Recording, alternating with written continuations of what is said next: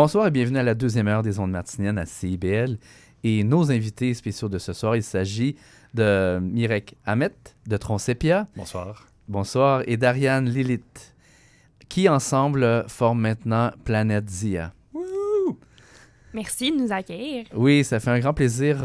Mirek, je commencerai avec toi parce que si on recule d'un an en arrière, jour pour jour, on pourrait dire, Quasiment, ouais. tu étais dans ce studio pour nous parler de Tronsepia et tu nous avais annoncé la grande arrivée de Planète Zia. Alors là, on y est.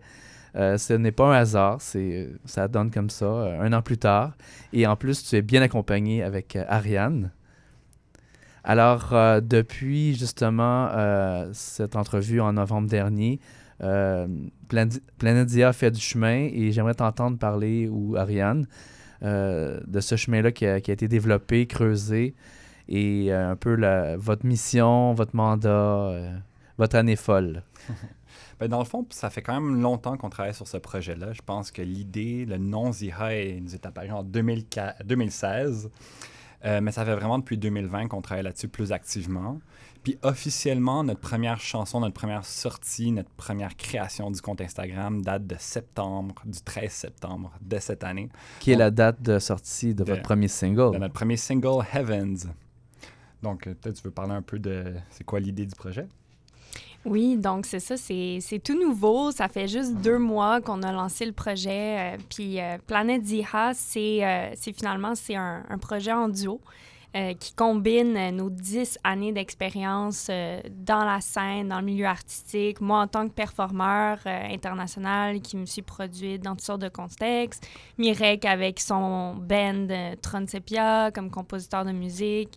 Et finalement, il nous était arrivé de performer ensemble sur stage souvent, mais on a décidé d'officialiser ça dans un nouveau projet qui s'appelle Planète Zia. Puis Planète Zia, c'est aussi une vision qu'on a eue d'une planète où tout le monde vit en harmonie, communique par le flow, la danse, puis qui sont unis par une même conscience. Donc, je comprends que cette planète-là, c'est votre univers, votre monde, et qu'elle n'existe pas physiquement, on pourrait dire. Ça, on le sait pas, hein? Oui, on va le savoir dans 2 millions d'années. Mais en fait, la question que tout le monde voudrait vous poser, et on la pose en ce moment, pourquoi Zia? Zia, c'est vraiment un mot qui nous est apparu comme une vision, je dirais même à la plage, plus spécifiquement. Laquelle? La plage de Zihuatanejo. Ah, OK. Donc, ça vient de là, mais c'est pas écrit pareil. Puis c'est un mot qu'on a comme continué à... C'est devenu un adjectif pour nous. C'est devenu « Ah oui, ça, c'est Zia, ça, c'est pas Zia ». Surtout quand on parle de musique. Zia, pour nous, ça représente un type de musique, de bass music, qui est très édifiante, qui est très lumineuse. Donc, on écoutait de la musique ensemble, puis des fois, tu sais, la bass music, c'est souvent très dark, très sombre, mais nous, on cherchait cette espèce de contraste de lumière et noirceur. Puis quand on le trouve, on est comme « Ah, ça, c'est Zia ». Et c'est souvent de la musique de party, de la musique de danse, qui est très euphorique aussi. « Ah, ça, c'est Zia, ça, c'est Zia ». Et là, c'est devenu, après ça, avec le visuel. « Ah oui, ça, c'est une performance Zia ». Et là, éventuellement, on pensait même s'appeler juste Zia. Mm-hmm. Mais là, l'idée de la planète nous est venue parce on a réalisé que Zia, c'est une conscience qui prend la forme d'un astre. Et tout le concept des astres célestes est très important dans l'histoire de Zia. Une histoire qu'on est en train de développer progressivement, peu à peu. Oui, puis si je peux rebondir là-dessus, je dirais que Zia, c'est aussi un peu le côté masculin et féminin. C'est expressif, c'est imaginatif. On a tout de suite une image en tête. Mais pour nous, c'est vraiment aussi, ça représente le spectre. Parce que Zia, c'est comme un coucher de soleil. Donc, on passe vraiment d'une énergie très pure, des êtres célestes qui vont se transformer graduellement, influencés par la Lune, et vont aller explorer un petit peu plus le côté sombre, intense et charnel. Donc, on a vraiment tout un spectre, une palette de couleurs dans un set de Planète Zia. Puis on a aussi, à travers ça, des changements même de costumes. Et c'est pour ça c'est la dernière lettre de l'alphabet, Z, et la première lettre de l'alphabet, A. C'est voulu. Tout. On raconte une histoire. Et entre les deux, il y a Y, H. Pour ceux qui ne voient pas ou qui ne vous connaissent pas encore. Exact. Et j'imagine que vous êtes entouré de collaborateurs dans ce projet-là, que ce soit en live ou en studio. Un de nos collaborateurs principaux en ce moment, c'est Jeremy Costa, qui fait notre mastering et qui joue aussi la guitare sur nos chansons et en concert, il va jouer la guitare. On a aussi la chanteuse Fauna, qui chante dans notre reprise de la chanson Angel de Massive Attack. Donc, on a déjà des artistes invités. Puis à notre prochain événement, notre prochain spectacle, on va aussi avoir des danseuses qui viennent de ta troupe de feu, parce qu'Ariane a aussi une troupe de feu. Oui, les Fire Furiads. Donc, éventuellement, Planète Ziha, c'est d'où vient aussi l'idée de Planète. C'est un projet collaboratif où on se voit faire toutes sortes de collaborations, inviter des artistes à venir performer sur scène. Donc, c'est pas juste nous, c'est vraiment une explosion, un spectacle qui va vraiment surprendre l'auditoire et c'est une expérience qui se vit aussi en live. Alors, si vous permettez, on va faire une petite pause musicale. On va entendre, cette fois-ci, c'est vrai, c'est la pièce Evans qui a été masterisée, comment je pourrais dire, enrichie, parce qu'on l'avait fait écouter en avant-première mondiale en novembre dernier, il y a 1 an. Elle n'était pas tout à fait terminée. J'ai changé la baisse. Oui, et ça respecte la règle des ondes Martinez, c'est-à-dire qu'on ne peut pas mettre une pièce plus d'une fois. Donc, c'est pas tout à fait la même pièce. On va l'écouter, c'est votre premier single paru le 13 septembre dernier sur... en fait, c'est une autoproduction sur votre étiquette, on pourrait dire. Mm-hmm.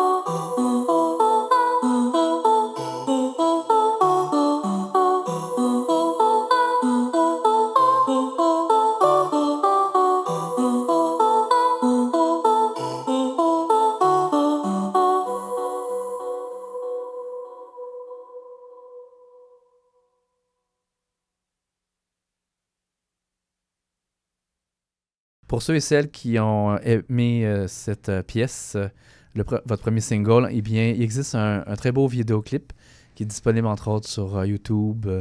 Et Ariane, j'aimerais t'entendre justement sur cette direction artistique de Planète Dia. Ce n'est pas que de la musique, mais c'est vraiment une expérience. C'est du cinéma, c'est du théâtre.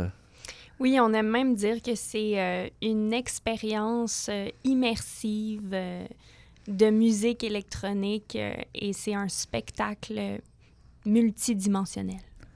Donc, ce que vous avez vu, c'est vraiment la première chanson, le premier single, Heavens, qui nous situe au début de cette aventure-là, de cette odyssée. Donc, on arrive dans un paradis, dans une utopie où il y a deux êtres célestes. De jour, sur Planedia, les Ziens sont extrêmement influencés par le soleil. C'est des êtres de lumière qui sont connectés par le flow, la danse, comme je le disais plus tôt.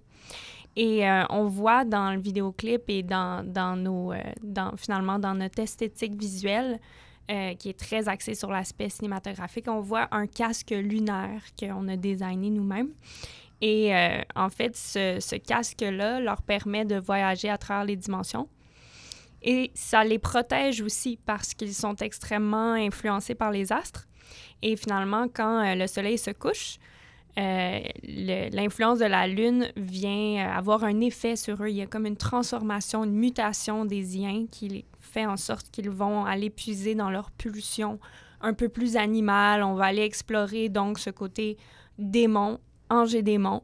Et on va aller voir un arc complet, une palette de couleurs qui va se dessiner devant nous. Donc, dans une expérience live, ce qu'on essaye de communiquer, c'est vraiment, en fait, embrasser ces polarités-là, comment on passe de la lumière à la noirceur, comment on évolue à travers ça et on épouse autant cet aspect ange que démon. Et donc, ça va se traduire avec des performances d'art vivant, avec différents costumes qui vont représenter l'arc de ces personnages-là dans un narratif. Donc, c'est vraiment un spectacle qui raconte une histoire à travers autant la musique qu'un spectacle de jeu et lumière avec les casques lunaires qui sont synchronisés avec la musique et finalement de la danse. Et je me demandais, où puisez-vous vos inspirations par rapport au décor, à la lumière, parce que vos spectacles performances sont très colorés, très illuminés. Vos personnages, d'où viennent vos inspirations par rapport à ça?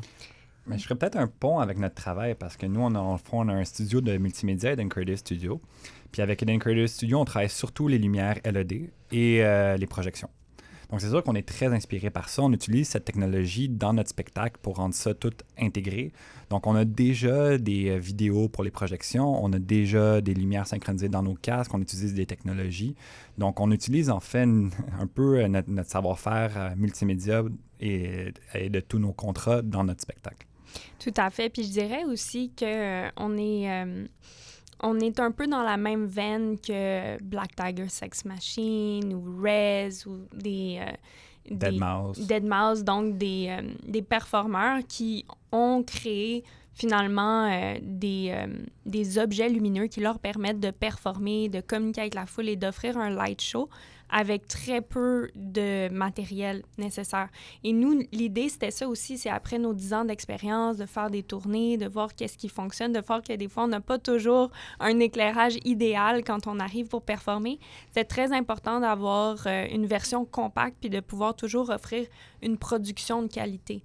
Donc, venait cet aspect un peu aussi logistique d'avoir ça, mais aussi au niveau de l'inspiration, c'était... ça nous est venu vraiment, ça m'est venu en fait cette image du casque lumineux en forme de lune, là, le croissant de lune inversé. Ça m'est vraiment venu dans une vision, un nouvel an, alors qu'on faisait une soirée créative 2021. Très inspirée. Et sur la scène montréalaise ou québécoise, est-ce qu'il y a d'autres groupes qui font des choses aussi éclatées que vous? Ben, elle a dit justement Black Tiger Sex Machine. Oui. À ce niveau-là, c'est sûr que Black Tiger Sex Machine sont un petit peu plus intenses, un petit peu plus dans la violence dubstep que nous, mais on vient un peu du même milieu, puis on a un peu les aspirations similaires. Donc, je dirais que ça, c'est quand même une inspiration, un modèle. Mais je ne crois pas, non, qu'il y a beaucoup d'artistes, en tout cas du milieu québécois, surtout de la musique électronique, qui sont aussi extravagants dans leurs costumes. Parce qu'il y a ça aussi, c'est pas juste un casque lumineux. Là, on a aussi des costumes flamboyants, on a des performances avec du Parfois flow avec du art. feu. Oui, parfois avec du feu. Parfois même avec du feu. En Donc, plus. c'est assez... Même comme DJ. Même comme DJ, mais c'est ça, c'est que dans le fond, on vient d'un milieu de musique électronique où c'est souvent des DJ derrière des platines. Tout le monde regarde le DJ, puis le DJ, il a un chandail noir, tu sais. Puis il est juste comme dans sa bulle en train de mixer. Puis nous, on vient aussi, on est des artistes de flow art, donc on est des artistes, on est habitués d'être costumés avec des objets lumineux. Puis on remarque, mais et si ceux qui faisaient la musique avaient aussi cet effort dans les costumes puis dans la lumière? Puis c'est ça un peu qu'on veut investir. On veut vraiment développer un spectacle complètement intégré. Parce que tant qu'à regarder quelque chose, ça serait le fun que cette chose soit intéressante. Tu sais. Alors, comme deuxième pièce, on va faire jouer une pièce qui existe nulle part, qui n'est pas disponible encore, qui viendra éventuellement. Le 5 décembre. Oui, en fait, je préférais mettre une autre pièce avant que celle du 5 décembre. Ah, OK. Et c'est la pièce Pura Vida. Ah, OK. Donc, on vous dévoile déjà la fin de l'entrevue. C'est une pièce qui paraîtra sous peu, mais que j'aime bien, en exclusivité en première mondiale, et on en reparle au retour.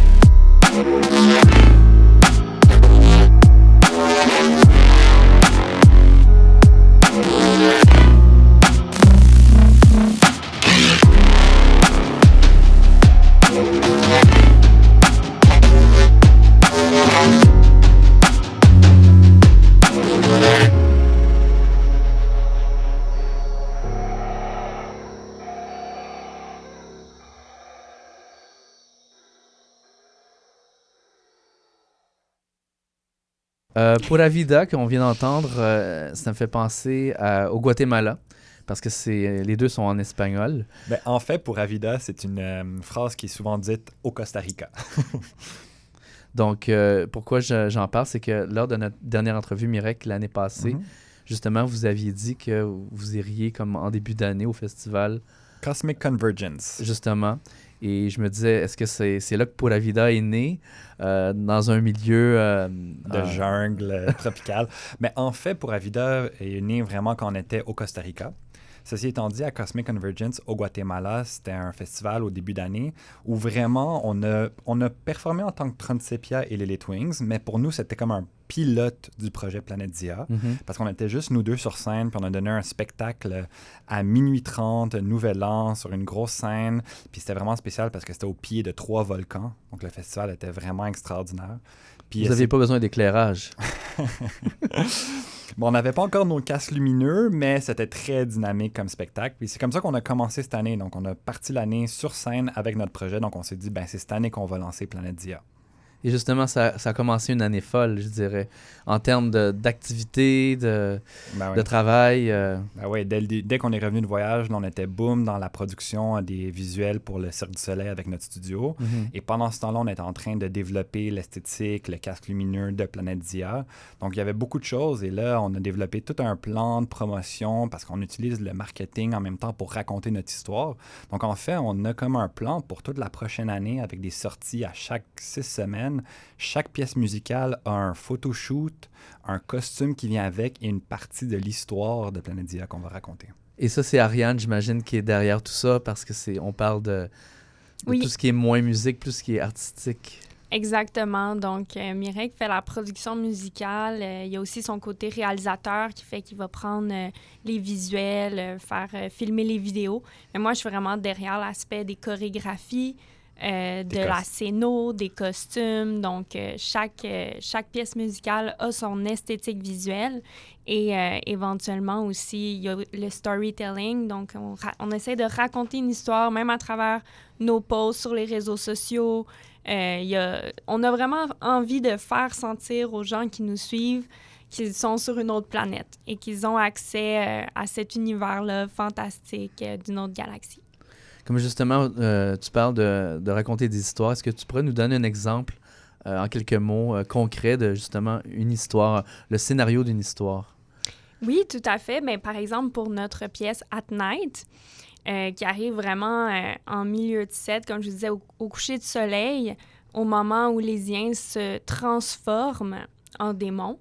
At Night raconte l'histoire de succubes, qui sont des démons qui dévorent finalement leur proie, qui vont les leurrer. Puis ça fait appel à des anciens mythes qu'on a déjà entendus. C'est inspiré aussi par Lilith, qui est une démone. Et donc, vraiment, on a ces succubes-là qui vont leurrer leur proie dans cette chanson-là, dans laquelle je chante d'ailleurs. Et on a d'ailleurs tourné un super vidéoclip, si ça vous intéresse d'aller le voir, qui est actuellement disponible sur YouTube et sur nos plateformes de nos réseaux sociaux de Planète Dia. Et donc, voilà un exemple d'histoire qu'on raconte à travers une chanson. Et pour ça, on a utilisé aussi du feu. Donc, on manipulait du feu pendant le tournage du vidéoclip. Et on avait des costumes qui étaient justement très démons. On avait fait des cornes en 3D printing. Donc, vraiment, on va loin dans la représentation de ces histoires-là et la matérialisation de ces univers. Et justement, At Night, pour nos auditeurs, c'est votre deuxième single qui est sorti le 13 octobre dernier. Puis qu'est-ce que je trouve intéressant, c'est que là, on m'a montré Heavens, la belle journée ensoleillée, At Night, coucher du soleil, les créatures ténébreuses. Et là, on va bientôt dévoiler le 3e acte de cette histoire, qui est le milieu de la nuit et le lever du soleil, qui est la partie folle. Justement, on va l'écouter à la fin de l'entrevue. C'est le single Poco Loco. Exact. Qui sortira bientôt en décembre. Le 5 décembre. Oh. Mais justement, puis aussi un peu le lien, c'est que cette partie folle, elle met beaucoup d'emphase sur la danse. Parce que quelque chose qu'on n'a pas encore beaucoup parlé, c'est que Planète Dia a une fonction de faire danser les gens. C'est un spectacle de musique-danse. Et nous, on a fait beaucoup ça, opérer faciliter des pistes de danse. Et la prochaine chanson a vraiment une intention de faire danser les gens. Et c'est ça qu'on va faire samedi prochain à notre lancement. Justement, c'est ça, je voulais vous entendre parler de ce lancement qui s'en vient à grands pas. Pouvez-vous nous donner des détails sur ça sera où, à quelle heure? Est-ce qu'il reste des billets? Oui, il reste des billets. Donc, le lancement, ça va être au Théâtre Fairmount le samedi 25 novembre prochain. Et ça va être de 21h à 3h du matin. Donc, c'est une soirée costumée, thématique Fantasia. Et on invite les gens à venir costumer justement dans la créature de leur choix, que ça soit un champignon, une méduse ou un être galactique. Et donc... Ou toutes ces réponses. Exactement. Il va y avoir plusieurs DJ. On va faire la première, notre lancement finalement de Planète Zia. Et il va y avoir aussi des cabarets avec des numéros de drague, de burlesque, de contorsion. Alors, ça promet grandement. L'événement s'appelle Genesis 3. Il est organisé par Eden Creative, qui est un collectif qu'on a fondé en 2015. Et c'est donc le 3e événement de la série Genesis. Okay. Donc, Genesis, c'est notre première série d'événements qu'on a créée justement en 2016. Et c'est des événements qui ont cette recette que c'est musique électronique. On danse, on regarde un spectacle. On danse, on regarde un spectacle. Dans un espace multi-art, donc il va y avoir des espaces de body painting, il va y avoir des espaces de co-création et on invite tout le public à venir costumer. Alors, si les gens veulent vous suivre, veulent savoir justement, avoir tous ces détails-là, ils doivent aller où sur les réseaux sociaux ou votre site web? Donc, se rendre sur la page Facebook Eden Creative et chercher le cabaret, en fait, Genesis 3, Cabaret Fantasia. Et pour Planète Zia, c'est simple, planetezia.com. Zia, c'est Z-Y-H-A. Planète Zia dans un mot, planetezia.com. Sinon, je sais que vous êtes sur les autres plateformes comme Bandcamp, on est partout, on est partout. Apple, etc. Donc, Instagram. On a même commencé TikTok. On est partout dans la galaxie. Alors, merci beaucoup pour votre présence. C'est déjà la fin de cette mini-entrevue. Je vous souhaite le meilleur des succès dans vos prochaines activités. Et à la prochaine. Merci. On va écouter Poco Loco. Oui. Donc, je vous invite à vous lever et à danser. C'est parti.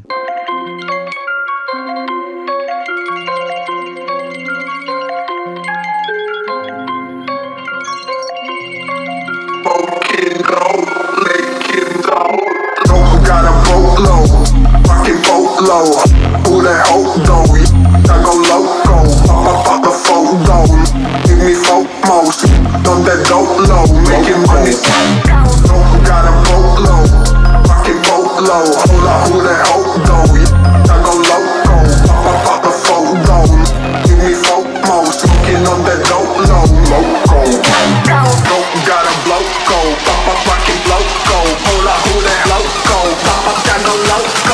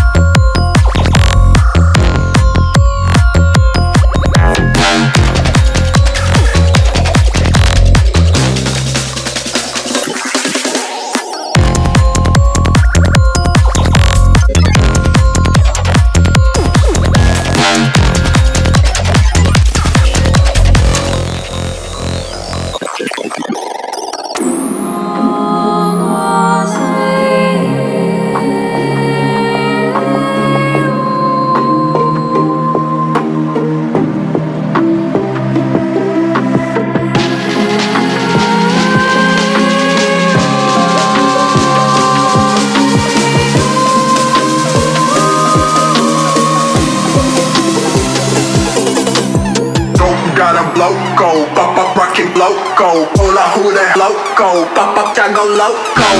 Pop the floco. I want give me loco. Smoking on that loco.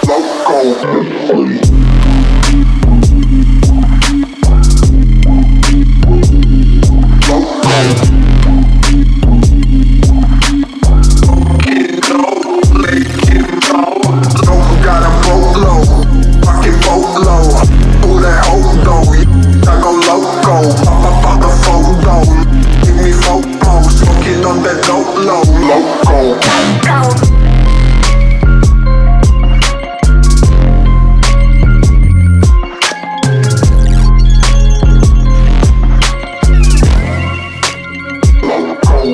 loco.